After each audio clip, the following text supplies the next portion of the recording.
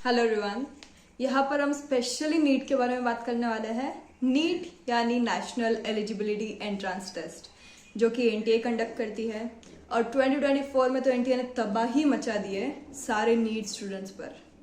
NEET एक ऐसे exam है जो कि बहुत ट्रांसपेरेंसी से होनी चाहिए, लेकिन एनटीए ने जो इस बार स्कैम किया है, like I have no words to say to NTA right now, क्योंकि जो एनटीए ने कंडक्ट करना चाहिए था वो 24 लाख स्टूडेंट्स का फ्यूचर था, लेकिन उन्होंने 24 लाख स्टूडेंट्स के फ्यूचर के साथ खेला है। And I have heard a lot of news about it, I have heard a lot of opinions about it from all other childrens through media. और मैंने अब फाइनली ये सोचा कि मेरी भी नीट की स्टोरी शेयर करती हूँ, क्योंकि इस बार बहुत सारे स्टूडेंट्स ऐसे होंगे जो बहुत डिमोटिवेट हो गए होंगे through their NEET results, and बहुत सारे लोग ऐसे होंगे जिनके ख्यालात कुछ और होंगे, जिनके माइंड में कुछ नेगेटिव थॉट्स आ रहे होंगे। लेकिन होल्ड ऑन, तुम ये वीडियो सुनने के बाद आई रियली प्रे कि तुम लोग के माइंड में कुछ पॉजिटिव थिंकिंग आ जाए, क्योंकि नीट इज़ नॉट एवरीथिंग। ये मैं बता रही हूँ। मेरी स्टोरी स्टार्ट होती है 5th स्टैंडर्ड से। 5th का तो ठीक है, वो तो पास था, बहुत ज़्यादा ही पास था। लेकिन 8th स्टैंडर्ड की बात थी जब I never thought about appearing for NEET exam. I've never thought about becoming a doctor. It was 8th standard when a teacher asked me what I want to become.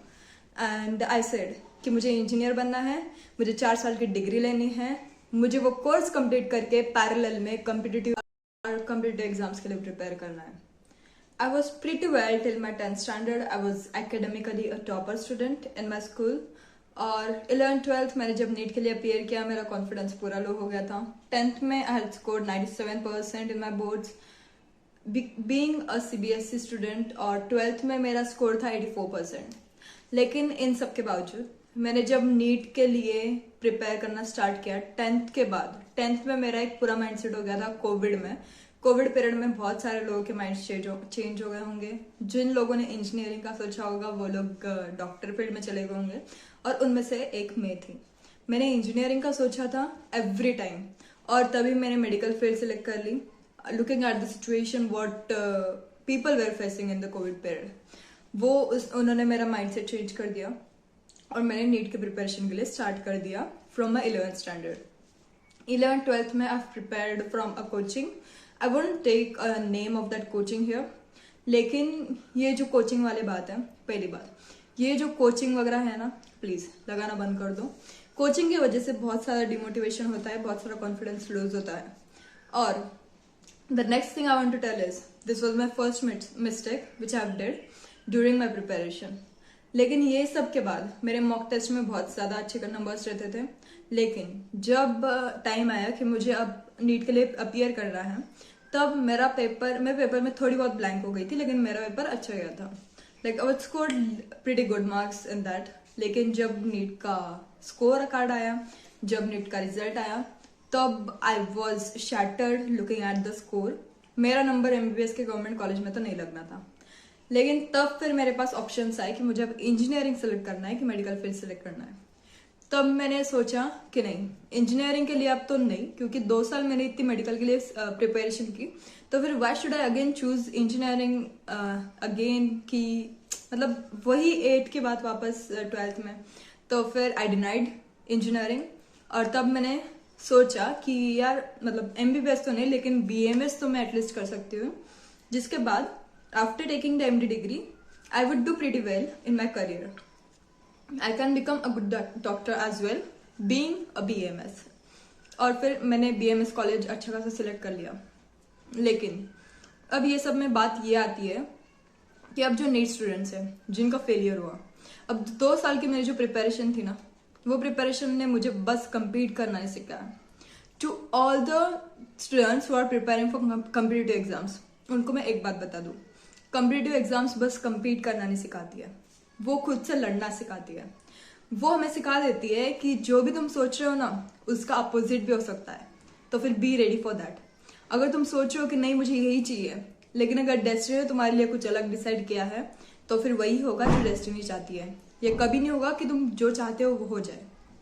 Second thing, NEET ने मुझे ये सिखा दिया कि कितना भी कुछ भी हो जाए, तुम्हें खुद के हिसाब से जो थॉट्स तुमने मेंटेन किए हैं, जो कंसिस्टेंसी तुमने रखी है अपने फ्यूचर को लेकर, अपने ड्रीम्स को लेकर, वो कभी कभी साइड में रखकर कुछ और ऑप्शंस चूज करने पड़ते हैं, तो फिर उसके लिए रेडी होना चाहिए।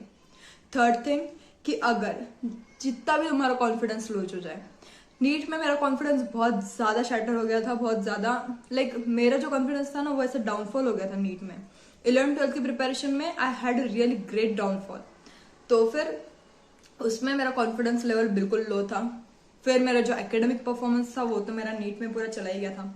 लोगों की एक्सपेक्टेशंस जो थी, अब बहुत सारे लोग यही सोचते हैं, इनफैक्ट मैंने भी यही सोचा है, सभी लोग यही सोचते हैं कि यार लोग क्या सोचेंगे, घर वाले क्या सोचेंगे, अगर मैं वो एक्सपेक्टेशंस मीट ना कर पाऊँ तो सब क्या सोचेंगे।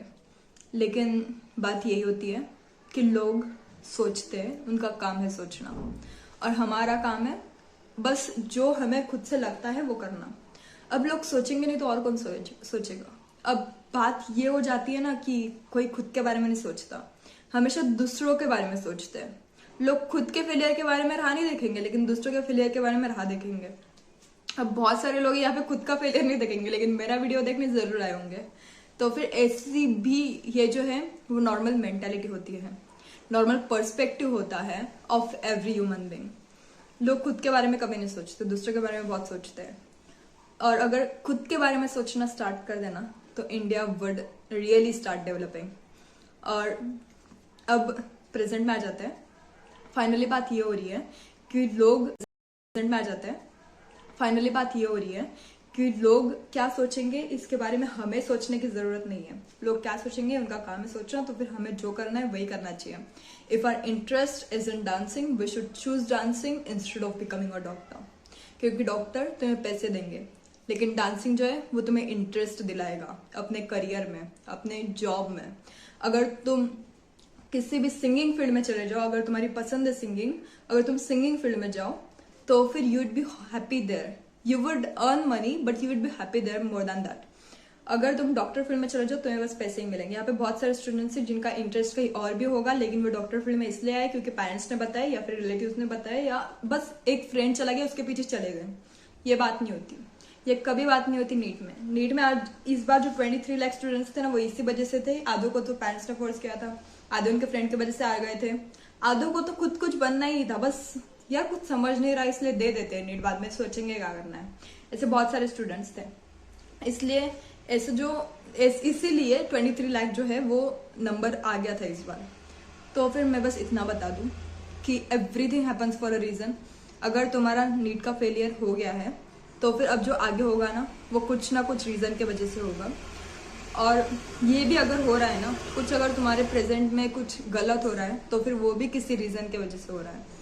अगर भगवान नहीं चाहते कि तुम डॉक्टर बनो, तुम कुछ अच्छा बन जाओ, उससे अच्छा बन जाओ, तो फिर you can be better than that. तो अभी तुम डिमोटिवेट मत हो, अभी तुम कुछ नेगेटिव थॉट्स माइंड में मत लाओ, क्योंकि पेरेंट्स ने तुम्हारे लिए बहुत सारा कुछ किया है।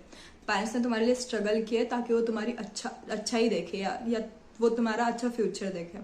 इसीलिए नहीं कि तुम कुछ गलत राह पर चलो या फिर किसी गलत चीज के लिए कोई डिसीजन ले लो। तो फिर अगर तुम कोई भी बुरी बात सोच रहे हो तो माइंड में से निकाल दो। सेकंड थिंग, जो हम चाहते हैं वो हमेशा नहीं होता, इसलिए कभी कभी ना कुछ चीज़ों को सैक्रिफाइस करके दूसरी चीज़ें सिलेक्ट करनी पड़ती है, जैसे मेरे साथ हुआ। और फोर्थ थिंग, जो बोलते हैं ना कि अगर किसी चीज़ को शिद्दत से चाहो तो पूरी कायनात तुम उसे मिलाने में लग जाती है। No, that's Bollywood thing. We are living in real life, we are not living in real life. तो फिर डिफरेंस समझ लो। ये सब मूवीज वाली बातें हैं, वो उसी में ठीक लगती है। And the only thing I would say at the last to you is कि मैंने हमेशा ये थॉट सुना है, हमेशा। मैं संदीप महेश्वरी को भी बहुत फॉलो करती थी मेरे 11th-12th में, जब मेरी नीट की प्रिपरेशन चालू थी। तब मैं सोचती थी कि यार ये हमेशा आसान है क्यों बोलते हैं, जबकि कुछ आसान है ही नहीं। मुझे नीट ही आसान नहीं लगी तो मुझे लाइफ क्या आसान लगेगी। लेकिन अगर तुम नीट झेल नहीं पाओगे ना, तुम लाइफ नहीं झेल पाओगे। नीट बस 2 साल की प्रिपरेशन है, 2 साल के स्ट्रगल है। लाइफ पूरी जिंदगी भर की स्ट्रगल है। Life is not easy, life is so rare, so complicated. तो फिर अगर तुम्हें लाइफ मिल रही है ना, वो तुम्हारे पर डिपेंड करता है कि तुम्हें उसे जीना कैसे है, आसानी से या हार्डली। अगर तुम भगवान नहीं चाहते कि तुम डॉक्टर बनो, तो फिर तुम 10 ड्रॉप दे दो या 5 ड्रॉप दे दो, नहीं बनोगे तुम डॉक्टर। This is reality. अगर तुमने 2 साल में कड़ी मेहनत कर ली और फिर भी अगर तुम्हारा रिजल्ट नहीं आ रहा है ना पॉजिटिव, छोड़ दो। That field is not made for you. I am speaking here truth. I am not talking कि कुछ तुम्हें पॉजिटिव लगे वगैरह। मैं तुम्हें सच्चाई बता रही हूँ, अगर तुम्हें ठीक लगे तो बढ़िया। And the only thing out से इज लाइफ ईजी है, बस उसे ईजीली जीना सीख लो। And I always heard the one thought जो कि था कि work hard and the consistency always conquer the mountains.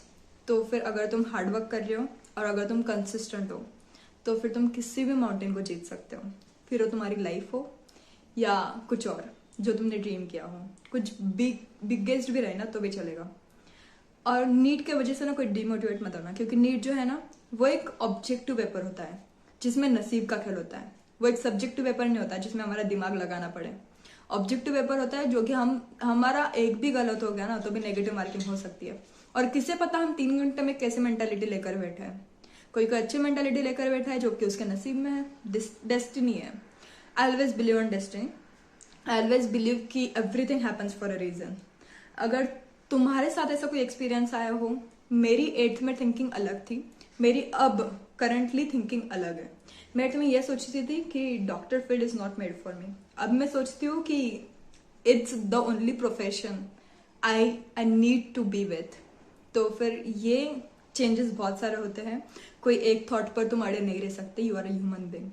और अगर तुम्हारे साथ ऐसा कोई भी एक्सपीरियंस आया है तो you can share it with me in the comment section.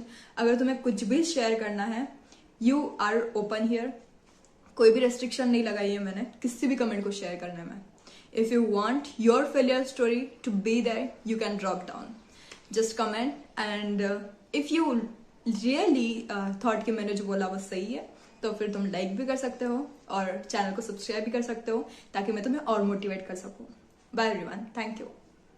और एक बात, लाइफ जो है ना वो रोलर कोस्टर है। तुम्हें कभी एंग्जाइटी देगी, कभी तुम्हारा एड्रेनालाइन रश होगा, लेकिन कभी तुम्हें वो नीचे लेकर जाएगी, लेकिन कभी तुम्हें उससे भी ऊपर लेकर जाएगी।